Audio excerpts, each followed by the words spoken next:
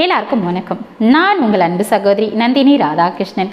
இன்றைக்கி என்ன தான் நம்ம ஓடி ஓடி பணம் சம்பாதிச்சாலும் அந்த பணம் நம்மக்கிட்ட தங்கவே தங்காதுங்க.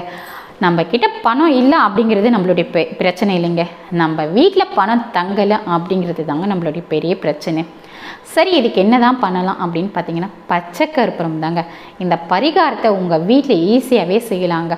வெள்ளிக்கிழமை சாயந்தரம் 6 மணிக்கு மேலே பூஜை ரூமில் ஒரு வெத்தலை வச்சு அதுக்கு மேலே கொஞ்சமாக பச்சை கற்பூரம் வச்சு அதுக்கு மேலே ₹1 காயின், அப்படி இல்லைன்னா வேறு எந்த காயினாக இருந்தாலும் பரவாயில்ல, அது பக்கத்தில் ஒரு நெய் தீபம் ஏற்றுங்க. நெய் தீபம் ஏற்றி உங்கள் மனசில் என்ன வேண்டிக்கணும் அப்படின்னு பார்த்தீங்கன்னா, என்னுடைய வீட்டில் பணம் வரணும் அப்படின்னு சொல்லி வேண்டிக்காதீங்க, என்னுடைய வீட்டில் இருக்கிற பணம் போகாமல் இருக்கணும் அப்படின்னு சொல்லி வேண்டிக்கோங்க.